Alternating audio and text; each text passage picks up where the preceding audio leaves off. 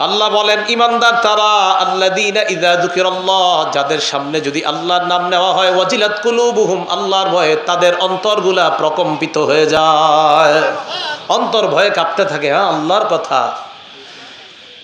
কারো অন্তর যদি আল্লাহর ভয়ে কাঁপতে থাকে, আল্লাহর জিকির শোনার পর ঈমানদারের অন্তর যদি কাঁপে, আল্লাহর নাম শোনার পর ঈমানদার যদি মনে করে আল্লাহর সামনে আমার দাঁড়াতে হবে, আল্লাহ বলেন নবী আপনি এমন ঈমানওয়ালাকে জান্নাতের সুসংবাদ দিয়ে দেন। দলিল সূরা হজের 34-35 নম্বর আয়াত। আল্লাহ বলেন ওয়াবাশশিরিল মুখবিতিনা আল্লাযীনা ইযা যুকিরাল্লাহ, ওয়াবাশশিরিল মুখবিতিন, নম্র ভদ্র হৃদয়ের অধিকারী মানুষগুলাকে আপনি সুসংবাদ দেন। আল্লাযীনা ইযা যুকিরাল্লাহু ওয়াজিলাত কুলুবুহুম, যাদের সামনে আল্লাহর নাম নিলে অন্তরগুলা ভয়ে কাঁপতে থাকে, এদেরকে সুসংবাদ দেন যে এরা মরলে জান্নাত পাবে। তাহলে দিলে যদি ঈমান থাকে, এই ঈমানওয়ালা দিল আল্লাহকে ভয় করবে। আমি বুঝাইতে চাইতেছি যে দিল এটা বড় আজীব জিনিস, এটা পরিবর্তনশীল জিনিস। এজন্য এটা যেন পরিবর্তন হয়ে অন্য কোনো কুফরির দিকে না যায়, এটা যেন ঈমানের উপর অটল থাকতে পারে, তাই আল্লাহর কাছে খুব বেশি দোয়া করা। আল্লাহ আমাদের দিলগুলা ঈমানের উপর অটল রেখে যেন আমরা মৃত্যুবরণ করতে পারি, আল্লাহ তৌফিক দান করেন। ঈমান অন্তরের মধ্যে যদি থাকে, তাহলে এই জিকিরওয়ালা ঈমানদারের অন্তর এটা আপনার বিগলিত হওয়ার জিনিস। সূরা হাদীদের 16 নম্বর আয়াতে আল্লাহ বলেন আলাম ইয়ানিল্লাযীনা আমানু আন তাখশা কুলুবুহুম লিযিকরিল্লাহ, ঈমানদারদের কি এখনো সময় হয় নাই তাদের অন্তরগুলো আল্লাহর ভয়ে বিগলিত হওয়ার জন্য? কি এখনো সময় হয় নাই? আয়াত দ্বারা বোঝা যায় আল্লাহ পাক রব্বুল আলামিনের স্মরণ যখন করা হয়, আলোচনা যখন করা হয়, ঈমানদারদের অন্তরগুলা বিগলিত হয়ে যায়। ঈমানদারের সামনে আল্লাহর আলোচনা করার পর যদি তার অন্তর বিগলিত না হয়, বুঝতে হবে ঈমান এখন অন্তরে বসে নাই। ভালো করে মনে রাখবেন, যেমনিভাবে অন্তর ঈমানের জায়গা, অন্তর নূরের জায়গা, তেমনিভাবে কলব এটা গুনাহের জায়গা। বলেন কিসের জায়গা? গুনাহ। কলব এটা গুনাহেরও জায়গা। দলিল সূরা বাকারা 283 নম্বর আয়াত। আল্লাহ বলেন ওয়ামাই ইয়াকতুমহা ফাইন্নাহু আসিমুন কলবুহু, আসিমুন কলবু, তার দিল গুনাহ করছে, অন্তর গুনাহ করছে। মনে রাখেন, আপনি যখন গুনাহ করেন আপনার দিল গুনাহ করে, আপনার অন্তর গুনাহ করে, বোঝা গেল অন্তর এটা গুনাহের জায়গা। বলেন তো অন্তর এটা কিসের জায়গা? এটা গুনাহের জায়গা। অন্তরে গুনাহ স্থান দেওয়া যাবে না, অন্তর এটা গুনাহের জায়গা। আল্লাহ আমাদের সকলকে গুনাহমুক্ত হৃদয় নিয়ে আল্লাহর কাছে যাওয়ার তৌফিক দান করেন। এই জন্য অন্তরে গুনাহ স্থান দেওয়া যাবে না। সূরা মুতাফফিফিন আপনারা অনেকেই পারেন, গালিবান 14 নম্বর আয়াতে আল্লাহ বলেন কাল্লা বাল রানা আলা কুলুবিহিম মা কানু ইয়াকসিবুন, তারা তাদের কৃতকর্মের কারণে তাদের অন্তরের মধ্যে মরিচা পড়ে গিয়েছে, গুনাহের কারণে তাদের দিলের মধ্যে মরিচা পড়ে গিয়েছে। ভাই এই জায়গাটা মন দিয়ে শোনেন, দিলে যখন মরিচা পড়ে যায়, মুসলিম শরীফের বর্ণনা, লা ইয়ারিফু মুনকারান ওয়া লা ইয়ারিফু মারুফান ওয়া লা ইউনকিরু মুনকারা, বান্দার অন্তরের উপর যদি মরিচা পড়ে যায়, বান্দা ভালো খারাপ নির্ণয় করার আর যোগ্যতা রাখে না, ভালো খারাপ পার্থক্য করার যোগ্যতা রাখে না বান্দা। যখন তার দিলের উপর মরিচা পড়ে যায়, আর দিলের উপর মরিচা পড়ে গুনাহ করতে করতে, যেই ব্যক্তি যত বেশি গুনাহ করে তার দিলের উপর তত বেশি মরিচা পড়ে যায়। আর ওই মরিচাওয়ালা দিল যখন হয়ে যায়, তখন তার লা ইয়ারিফু মারুফা, ভালো কোনটা, ওয়ালা ইউনকিরু মুনকার, ভালো আর মন্দের পার্থক্য করতে পারে না। এর কাছে নামাজের কথা বলেন, আর রোজার কথা বলেন, আর মদের কথা বলেন, এর কাছে সব একই মনে হয়। এই জন্য যদি দিলের উপর গুনাহের আসর পড়ে যায়, তাহলে অবস্থা খুব খারাপ। আল্লাহ আমাদের সকলকে এমন দিল অর্জন করার তৌফিক দান করেন, যে দিলের মধ্যে আল্লাহকে স্থান দিয়ে ঈমানকে মজবুত করে কবরে যাইতে পারে, আল্লাহ তৌফিক দান করেন। এখন এই দিল সংশোধন করবেন কিভাবে, এই অন্তর পরিশুদ্ধ করবেন কিভাবে? অনেকগুলা উপায়। এর মধ্যে একটা শ্রেষ্ঠ উপায়ের নাম জিকির করা। বলেন কি করা? বলেন তো অন্তর পরিশুদ্ধ সাফ করা, অন্তর প্রশান্তি হওয়ার শ্রেষ্ঠ উপায় কি করা? জিকির করা। আল্লাহ পাক রব্বুল আলামিন সূরা রদের 28 নম্বর আয়াতে বলেন আল্লাযীনা আমানু ওয়া তাতমাইন্নু কুলুবুহুম বিযিকরিল্লাহ, যারা ঈমান আনে ওয়া তাতমাইন্নু কুলুবুহুম বিযিকরিল্লাহ, আল্লাহর জিকিরে যাদের অন্তরগুলা প্রশান্ত হয়। আল্লাহ বলেন আলা বিযিকরিল্লাহি তাতমাইন্নুল কুলুব, জিকিরের মাধ্যমে দিলগুলা প্রশান্ত হয়। যত বেশি জিকির করা হয় তত বেশি দিল প্রশান্ত হয়ে যায়। তাহলে আল্লাহর জিকির যত বেশি করবেন দিল তত প্রশান্ত হবে। এই জায়গা থেকে মা বোনরা যারা বাহিরে মাইক দিচ্ছেন না, আপনারাও আলোচনাটা মন দিয়ে শোনেন। রান্না করার সময়, সন্তান দুধ পান করানোর সময়, কাপড় ধোয়ার সময়, ঘর ঝাড়ু দেওয়ার সময় জিকির শূন্য মুখটাকে রাখবেন না। এমনকি মা বোনরা যে মাসে অসুস্থতা হয়, ওই অসুস্থতার সময়ও তারা জিকির করতে পারবে। অসুস্থতার সময় কি করতে পারবে? জিকির করতে পারবে। তো জিকির শূন্য যেন না হয়। এমনকি অসুস্থতার সময় নামাজের সময়গুলোতে নামাজ না পড়ে নামাজের মতো বসে বসে আল্লাহকে স্মরণ করা। কারণ এই টাইমে তো আপনি পবিত্র থাকলে আল্লাহকে স্মরণ করতেন, তো নামাজ যেহেতু নাই তখন অন্তত কিছুটা সময় আল্লাহকে জিকিরের মাধ্যমে স্মরণ করা। এখন কলবগুলা পরিচ্ছন্ন পরিশুদ্ধ হবে কিভাবে? আল্লাহর জিকিরের মাধ্যমে।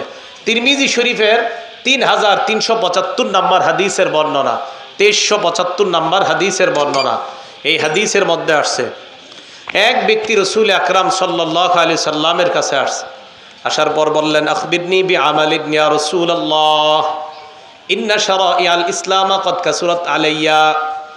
ইয়া রাসূলুল্লাহ, ইসলামের বিধি বিধান আমার কাছে অনেক বেশি মনে হয়, আমাকে সংক্ষেপে এমন আমল শিখায়া দেন যে আমল করলে আমার কাজ হবে। কি বুঝাইতে চাও তুমি? হুজুর আমি এত কিছু মুখস্থ রাখতে পারি না। অনেক সহজ সরল মানুষ আছে না, আপনার অনেক কিছু মুখস্থ রাখতে পারে না। তো সাহাবা আয়েশা বলতেছে হুজুর আমি তো এত কিছু ভুলে যাই, আপনি আমার সংক্ষেপে কিছু শিখাইয়া দেন যেটা আমি আমল করলে সহজে আমি নাজাত পেয়ে যাব। নবীজি বললেন শোনো, লা ইয়াজালু লিসানুকা রাতাবাম মিন যিকরিল্লাহ, সদা সর্বদা তোমার জিহ্বাটা যেন আল্লাহর জিকিরে তরু তাজা হয়ে যায়, আশা করা যায় তুমি নাজাত পেয়ে যাইবা। জিকির, এই জিকিরের মাধ্যমে তোমার জিহ্বাটা যেন তরু তাজা হয়ে যায়, আশা করা যায় নাজাত পেয়ে যাবেন। ভাই এই আমলটা একটা কথাই লিখে রাখেন না যে জিহ্বা সদা সর্বদা আল্লাহর জিকিরে ভিজা থাকা, তরু তাজা থাকা। অনেকে বলে পান না খাইলে আমার জিহ্বা শুকায় যায়। রসুল বললেন জিকির করলে জিহ্বা ভিজা হয়ে যায়। যখন পান খাইতে মন চাইবে জিকির করবেন। হ্যাঁ, আমি পান না খাইতে নিষেধ করি নাই, যাদের অভ্যাস তো খাই পান। তো বুঝাইতে চাইলাম আপনার যে আপনি, অনেকে বলে আর কি কয় আর জানি কি কি বলে এরা, যে এটা না খেলে আমার গলা শুকায় যায়, বিড়ি না খেলে আমার দিন যায় না। অথচ রাসূল আকরাম সাল্লাল্লাহু আলাইহি সাল্লাম বলেন তোমার জিহ্বা যেন জিকিরের মাধ্যমে তরুতাজা থাকে। এই হাদিস গবেষণা করলে এটাই বোঝা যায় যে যত বেশি জিকির করবে তার জিহ্বা তত সজীব থাকবে, তত তাজা থাকবে। আর ওই তাজাওয়ালা জিহ্বাওয়ালা যখন কবরে যাবে অবশ্যই তত দ্রুত জান্নাতে দূর। লা ইয়াজালু লিসানুক, তিরমিজি শরীফের 3376 নম্বর হাদিস, মানে আগের হাদিসের পরের হাদিস।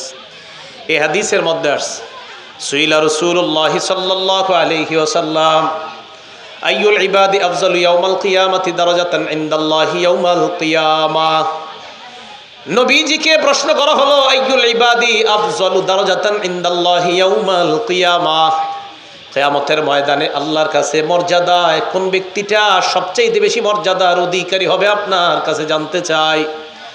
নবীজি জবাব দিলেন কিয়ামতের ময়দানে আল্লাহর কাছে সবচেয়ে মর্যাদাবান বান্দা বান্দি হবে আয-যাকিরুনাল্লাহ কাসীরান ওয়াজ-যাকিরাত, যে নারী পুরুষ যত বেশি তাদের জিহ্বাটা আল্লাহর জিকিরে তরু তাজা রাখবে কিয়ামতের ময়দানে আল্লাহর কাছে তাদের মর্যাদা তত বেশি হয়ে যাবে।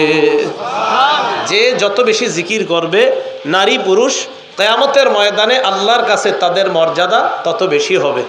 তিরমিজি শরীফের 3377 নম্বর হাদিসের বর্ণনা।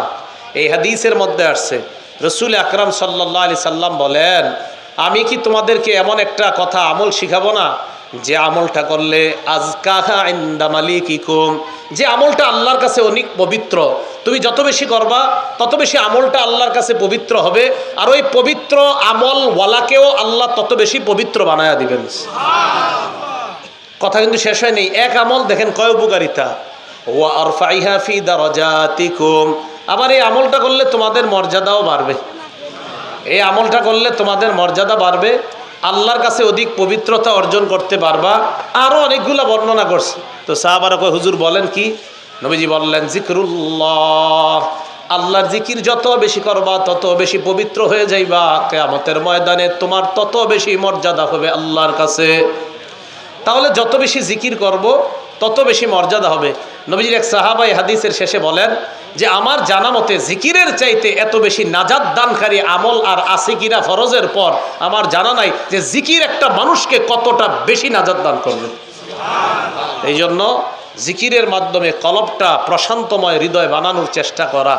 আল্লাহ আমাদেরকে তৌফিক দান করেন। মুসলিম শরীফের 2676 নম্বর হাদিস। এই হাদিসের মধ্যে আসছে আন আবি হুরায়রা রাদিয়াল্লাহু তাআলা আনহু قال বাইনামা রাসূলুল্লাহ সাল্লাল্লাহু আলাইহি ওয়াসাল্লাম ইয়ামশি ফি তরিকিহি ইলা মক্কা। আল্লাহ নবী মক্কার রাস্তা ধরে মক্কার দিকে চলতে লাগলেন। মক্কার দিকে আল্লাহ নবী যখন রওনা করলেন, যাইতে যাইতে আল্লাহ নবী মাররা আলা জুমদান, একটা পাহাড়ের পাশ দিয়ে অতিক্রম করলেন। পাহাড়টার নাম হলো জুমদান। কি নাম? জুমদান নামক পাহাড়। নবীজি বললেন হাদা জুমদান, এটা হলো জুমদান নামক পাহাড়।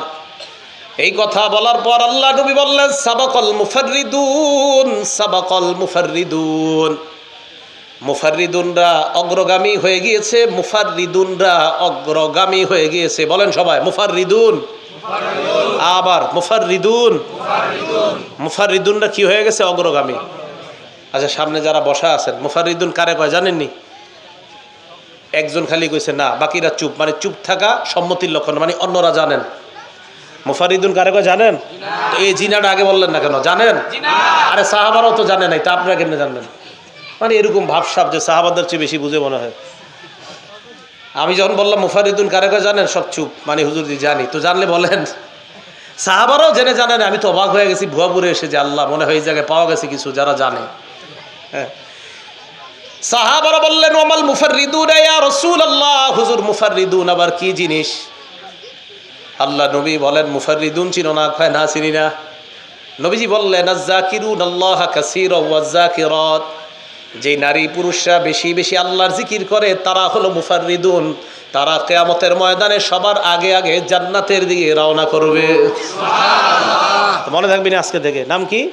মুফাররিদুন। তা যারা বেশি জিকির করে নারী পুরুষ তাদের নাম কি? এবার আরেকটা শিখেন, বলেন মুফরিদুন। আগেরটা কি শিখছেন? মুফাররিদুন, আর এটা মুফরিদুন। আবার বলেন আগেরটা কি? মুফাররিদুন, আর এটা মুফরিদুন। মানে হালকা পাতলা যারা। এই জায়গায় চিকুন আছেন কারা কারা? হাত তুলেন তো। আচ্ছা, হাত নামান। ঠিক আছে। তিরমিজি শরীফের 3596 নম্বর হাদিসে আসছে ক্বালা রাসূলুল্লাহ সাল্লাল্লাহু আলাইহি ওয়াসাল্লাম সাবাকাল মুফরিদুনা, হালকা পাতলা মানুষরা অগ্রগামী হয়ে জান্নাতের দিকে রওনা করছে। মানে কি আপনারা যারা হাত তুলছেন তারা? হ্যাঁ, চিকন আপনিও না? তাহলে হাদিসে কি এটাই আসছে? সাহাবারা বললেন ইয়া রাসূলুল্লাহ, হালকা পাতলারা অগ্রগামী হয়ে গিয়েছে, ব্যাপারটা একটু বুঝায় দেন। নবীজি বললেন মুফরিদুন হালকা পাতলা মানে হলো আল মুস্তাহতারুনা বিজিক্রিল্লাহ, যারা বেশি বেশি আল্লাহর জিকির করে তারা হলো হালকা পাতলা। সুবহানাল্লাহ। মানে কিসের হালকা পাতলা? ইয়াদউ আনহুম যিকরু আসকালাহুম, জিকির তাদের পাপের বোঝাগুলা থেকে তাদেরকে হালকা বানায়া দেয়। ফায়াতুনা খিফাফান ইয়াউমাল কিয়ামাহ, আল্লাহ নবী বলেন তারা হালকা পাতলা মানে পাপের বোঝা থেকে হালকা হয়ে জিকিরকারীরা কিয়ামতের ময়দানে আল্লাহর দরবারে দাঁড়িয়ে যাবে। তাহলে এই হালকা পাতলা মানে আপনাদের মাঝে গোস্ত যার কম তার না কিন্তু। হ্যাঁ, তাহলে হালকা পাতলা মানে জিকির করতে করতে যাদের পাপের বোঝাগুলো হালকা হয়ে গেছে, এই হালকা পাতলা। যাই হোক, যে হালকা পাতলারা হাত তুলছেন আপনারা সহ আমাদের সবাইরই আল্লাহ জান্নাতি বানায় দেন।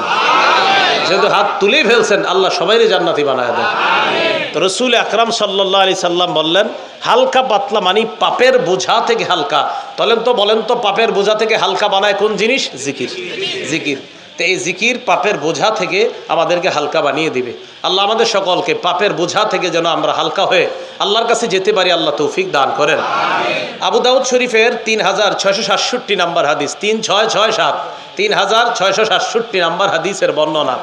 এই হাদিসের মধ্যে আসছে ক্বালা রাসূলুল্লাহ সাল্লাল্লাহু আলাইহি ওয়াসাল্লাম, আল্লাহ নবী বলেন লা আন আকুদা মা কওমিন ইয়াজকুরুনাল্লাহ, নবীজি বলেন মিন তুলুইল ফাজরি ইলা আন তাতলু আশ-শামস অথবা মিন সালাতিল গাদাতি মিন সালাতিল ফাজরি ইলা আন তাতলু আশ-শামস, ফজরের নামাজের পর থেকে সূর্য ওঠার আগ পর্যন্ত যারা জিকির করে তাদের সাথে আমি নবী বসে থাকা খৈরুন অথবা আহাব্বু ইলাইয়া মিম্মা তলাত আলাইহিস শামস।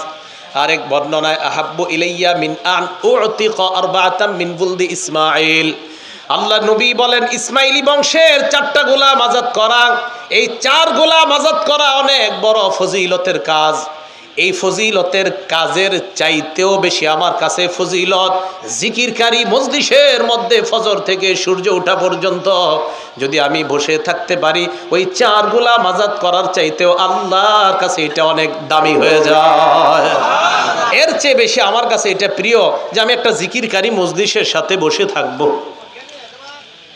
এরপর রাসূল বলেন ওয়ালা আন আকুদা মা কওমিন ইয়াজকুরুনাল্লাহ, জিকিরকারী সম্প্রদায়ের সাথে বসে থাকা মিন সলাতিল আসরি, আসরের নামাজের পর থেকে ইলা আন তাগরুবাশ শামস আহাব্বু ইলাইয়া মিন আন উতিকা আরবাআ, আসরের নামাজের পর থেকে মাগরিব পর্যন্ত যদি কোনো জিকিরকারী মজলিস থাকে আর তাদের সাথে যদি আমি বসে থাকি, 4টা গোলাম আজাদ করা এর চাইতেও বেশি আমার কাছে ওই জিকিরকারী মজলিসের সাথে বসে থাকাটা প্রিয় হয়ে যায়।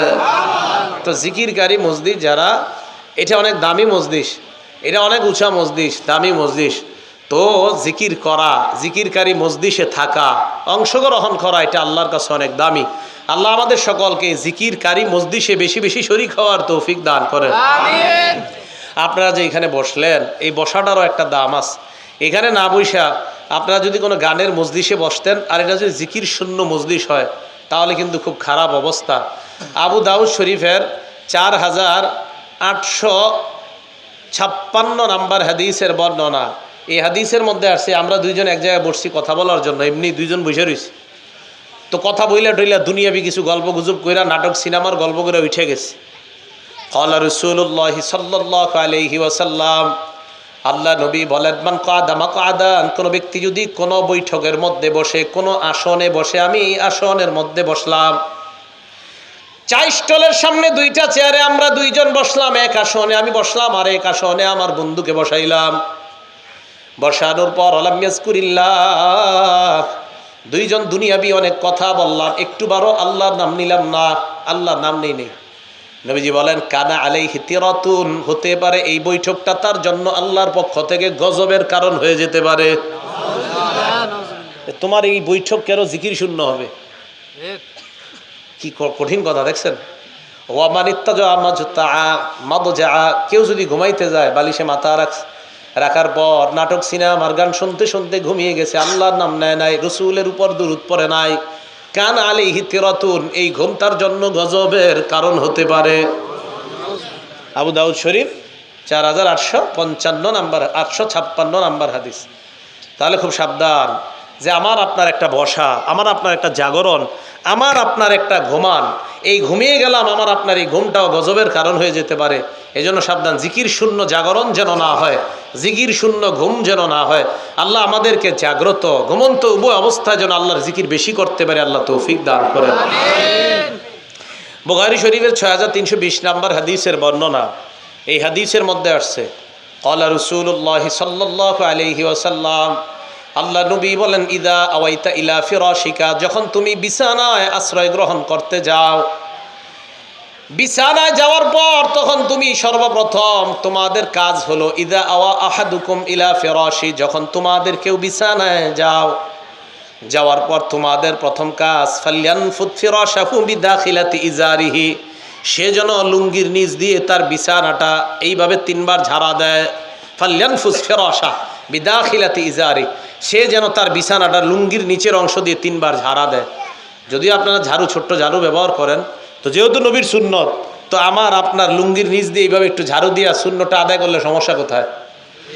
নবী সাল্লাল্লাহু আলাইহি সাল্লাম বলেন ফাইন্নাহু লা ইয়াদরি, কেননা সে জানে না, আমার উম্মত জানে না, মা খালফাকু আলাই, তার অগোচরে বিছানায় কোনো বিষাক্ত কিছু থাকতে পারে, তাই সে যেন ঝাড়ু দিয়ে নেয়। দেখেন নবী তার উম্মতকে কতটা ভালোবাসে যে ঘুমাইতে গেলে আমার উম্মত যেন কোনো বিপদে না পড়ে, এই জন্য সতর্কতামূলক আমাদেরকে জানায় দিলে, উম্মত বিছানায় যাইবা, ঘুমানোর আগে বিছানাটা ভালোভাবে ঝেড়ে নিবা, যেন কোনো সাপ বিচ্ছু তোমাকে দংশন করতে না পারে। এরপর রাসূল আকরাম সাল্লাল্লাহু আলাইহি সাল্লাম বলেন, এরপর কি করবেন? তিরমিজি শরীফের 3398 নাম্বার হাদিসে আসছে, হাতটা মাথার পিছনে রাখবেন এইভাবে, এই যে এইভাবে, কিভাবে? এইভাবে, এইভাবে, এইভাবে রাখার পর এইভাবে শুয়ে থাকবেন। শুয়ে শুয়ে আল্লাহকে বলবেন, আল্লাহুম্মা কিনি আযাবাকা ইয়াওমা তাবাসু ইবাদাক, আল্লাহ যেদিন আপনি কিয়ামতের মাঠে আপনার বান্দাদেরকে উঠাবেন, সেদিন আপনার আযাব থেকে আমাকে হেফাজত করবেন। সুবহানাল্লাহ। চিন্তা করেন, বিছানায় গিয়ে এগুলো আমগরে শিখায় নবীজি। তারপর কি করবা তুমি? তারপর মুসলিম শরীফের বর্ণনা আসছে, তারপর 2714 নম্বর হাদিসে আসছে, তুমি ফালিউসাম্মি বিসমিল্লাহ বলবা, ওই যে আল্লাহুম্মা বিসমিকা আমুতু আহিয়াটা পড়েন, এটা পড়বা। পড়ার পর এরপর আবার বুখারীর বর্ণনা আসেন 6320 নম্বর হাদিসে আছে, রাসূল বলেন, তুমি যখন বিছানায় শরীরটা লাগাইবা তখন তুমি পড়বা, ওয়াদাতু জামবি বিসমিকা রব্বি ওয়াদাতু জামবি, আল্লাহ আপনার নামে আমার দেহটা বিছানায় লাগাইলাম, ওয়াবিকা আরফাউহু, আপনার নামে আবার আমি দেহটা বিছানা থেকে উঠাবো যদি আপনি চান। ইন আমসাকতা নাফসি ফারহামহা, মাবুদ আমার ঘুমের মধ্যে যদি আমার জানটা আপনি আটকায় রাইখা দেন, আমাকে যদি আর জানটা ফেরত না দেন, আমাকে যদি ঘুমের মধ্যে আপনি মৃত্যু দিয়ে দেন, ফারহামহা, তাহলে আমার জানের প্রতি আপনি দয়া করেন। মুসলিম শরীফের বর্ণনা, ফাগফিরলাহ, আমার জান আপনি মাফ করে দেন। আল্লাহ আমার ঘুমে যদি মরণ হয়ে যায়, আমাদের নবী কতটা মায়া দেখেন, আমাকে আপনাকে বলতেছে এটা বলো আল্লাহর, এটা বইলা তুমি ঘুমাও, কি যে আল্লাহ আমার ঘুমের মধ্যে যদি আমার মরণ দিয়ে দেন, আমি যদি আর উঠতে না পারি, তাহলে আমার এই জানটার প্রতি আপনি দয়া করেন, আমার এই জানটাকে আপনি ক্ষমা করে দেন। এরপরে দেখেন কি শিখাইছে, ওয়াইন আরসালতাহা, আপনি যদি আমার জানটা আবার আমাকে ফেরত দিয়ে দেন, ফাহফাজুহা বিমা তাহফাজু বিহি ইবাদাকাস সালিহিন, আপনার নেককার বান্দাদেরকে যেইভাবে হেফাজত করেন, আমার জানটা আপনি এইভাবে হেফাজত করে নিয়েন।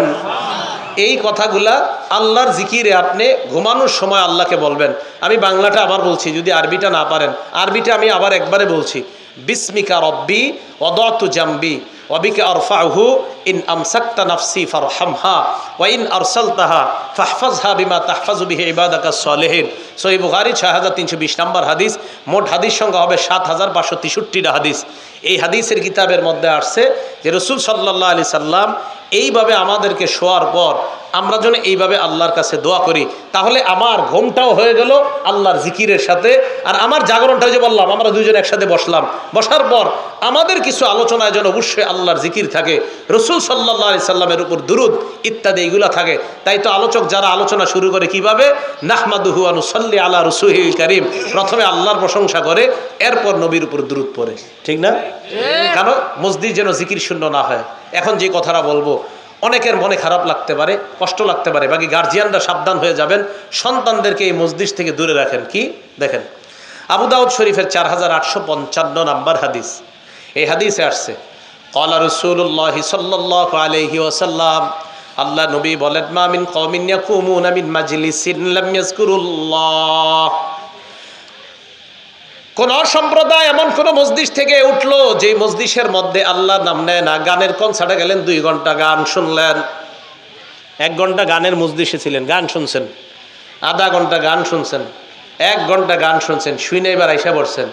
আল্লাহ নবী বলেন, মা মিন কওমিন ইয়াকুলুনা মিন মাজলিসিন, কোন সম্প্রদায় এমন কোন মসজিদ থেকে উঠছে, লা ইয়াযকুরুনাল্লাহ, যে মসজিদে আল্লাহর নাম নেয় না।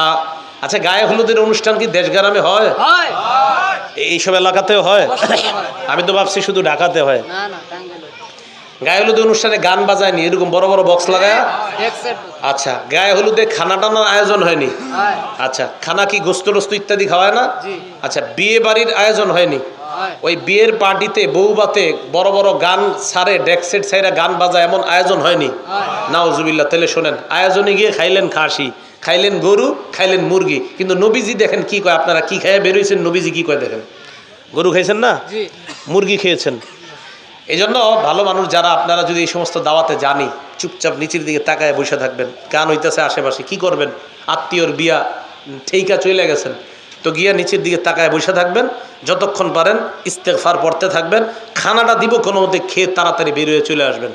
রসুল আকরাম সাল্লাল্লাহু আলাইহি সাল্লাম বলেন, কোনো সম্প্রদায় এমন কোনো মজলিস থেকে যদি ওঠে যে মজলিসে আল্লাহর নাম নেওয়া হয় না, আল্লাহর নাফরমানি করা হয়, ইল্লা কামু আন মিসলি জিফাতি হিমার, আল্লাহ নবী বলেন তারা মরা গাধার বুঝন সভা থেকে বের হয়ে আসছে। মরা গাধার বুঝন সবার আয়োজন হয়েছে, ওই আয়োজন থেকে আমার উম্মত বের হয়ে আসছে। তাহলে জিকির শূন্য মজলিস থেকে যদি বের হন, মরা গাধার বুঝন সভা থেকে আপনি বের হয়ে আসলেন। আল্লাহ আমাদের সকলকে হেফাজত করেন। আপনি শুয়ে রয়েছেন রাতের বেলা, বালিশে মাথা লাগাইছেন, ঘুম আসে না, এই অভিযোগ আসেনি সবার? ঘুম আসে না, ঘুম আসবে কিভাবে?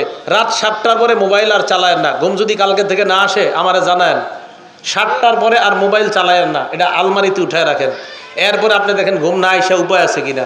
7টার পরে আপনি একটু বই দেখবেন, বসে বসে একটু মনে করেন একটা ভালো কিতাব দেখলেন, হাদিসের কিতাব, কোরআনের কিতাব দেখলেন, ইবলিস আইসা পা টিপবে, ঘুমা ঘুমা ঘুমা। আপনার ঘুম না আসা উপায় নেই। রাতের বেলা আপনি মোবাইল সরায়া দেন, বিছানায় মাথা লাগাইলেন, ঘুম আসে না, আঙ্গুলের কড়া গনতে থাকে, আর 100 বার পড়েন সুবহানাল্লাহ, পড়েন সুবহানাল্লাহ। আল্লাহ নবী সাহাবাদেরকে বলেন, আয়াজিজু আহাদুকুম আইয়াকসিবা, তোমাদের কেউ কি আছো সক্ষম নাকি অক্ষম? সাহাবারা কয়, হুজুর কি অক্ষম?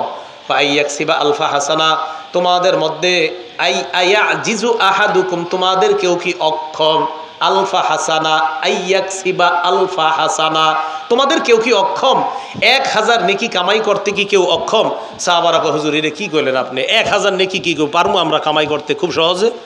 নবীজি কয়, আমি এমন এক সিস্টেম শিখাই দেবো, যেই সিস্টেম অবলম্বন করলে 1000 নেকি নিমিষেই তোমরা কামাই করতে পারবা।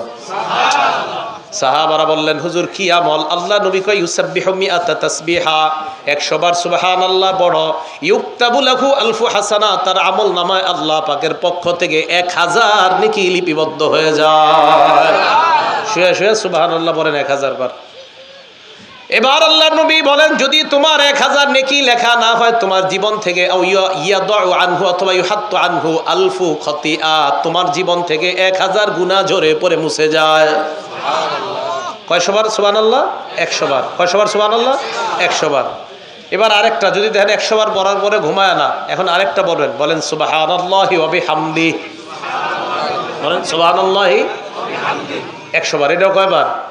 আল্লাহ নবী বলেন সুবহানাল্লাহি ওয়া বিহামদিহি, বাস এতটুকুই তুমি 100 বার পড়লা, গফিরাত খাতায়া ওয়া ইন কানাত মিসলা জাবাদিল বাহরি, সমুদ্রের ফেনা পরিমাণ গুনাহ যদি হয় তোমার গুনাহ মাফ। সুবহানাল্লাহ, তোমার গুনাহ মাফ। তাহলে আপনার সমস্যা কোথায়? গুনাহ মাফ করাইবেন। বাস এবার রাতের বেলা কিছু গুনাহ হয়েই গেছে, কালকে গতকালকে মনে করেন, গুনাহ হওয়ার পরে এশার নামাজ পড়ে আপনি মনটা খারাপ, আর এই গুনাহগুলা করলাম, এখন বাস এশার নামাজের পরেও 2-1টা গুনাহ হয়ে গেছে, রাত্রে ঘুমায় রইছেন, এই তাসবিহগুলা পড়ছেন, পড়িয়া টইরা ফজরের সময় উঠছেন, উঠার পর এবার আপনি উজু করবেন, উজু করে তো ফজর নামাজ পড়বেন। তিরমিজি শরীফের 2 নম্বর হাদিস আজকে থেকে মনে রাখবেন, মা বোনরাও সবাই, নারী পুরুষ সবাই। রাসূল আকরাম সাল্লাল্লাহু আলাইহি সাল্লাম বলেন, ইজা তাওয়াদ্দাআল আব্দুল মুসলিমু আউল মুমিনু, কোনো মুসলমান যখন উজু করে, কোনো মুমিন যখন উজু করে, ফাগাসালা ওয়াজহা, চেহারা যখন ধৌত করে, খরাজা মিন ওয়াজহিহি কুল্লু খতিআতিন নাযারা ইলাইহা বিআইনাইহি মাআল মাই আও মা আখিরি কতরিল মা। আল্লাহ নবী বলেন, আমার কোন মুসলমান উম্মত, কোন মুমিন উম্মত, উম্মতি, কোন নারী পুরুষ যদি ওযু করে, ওযু করার সময় যখন চেহারা ধৌত করে, চোখ দিয়া যত গুনাহ করছে ওই চেহারার পানিগুলা ঝরে পড়ার শেষ ফোঁটার সাথে তার চোখের গুনাহগুলা ঝরে পড়ে যায়। তো মন দিয়ে ওযু করবেন। কি দিয়ে উযু করতে হবে? হ্যাঁ, মন দিয়ে, যে আমার গুনাহ ঝরে পড়বে। ওয়াইদা গাসালা ইয়াদাইহা, হাত যখন ধৌত করে, খরাজা মিন ইয়াদাইহি কুল্লু খতিআতিন বাতাসাত হা ইয়াদা, 2 হাত যত গুনাহ করছে পানির শেষ ফোঁটার সাথে সব গুনাহ পড়ে যায়। তাহলে আপনারা এই আমলগুলা মনোযোগ সহকারে করা, খুব মনোযোগ দিয়ে করা।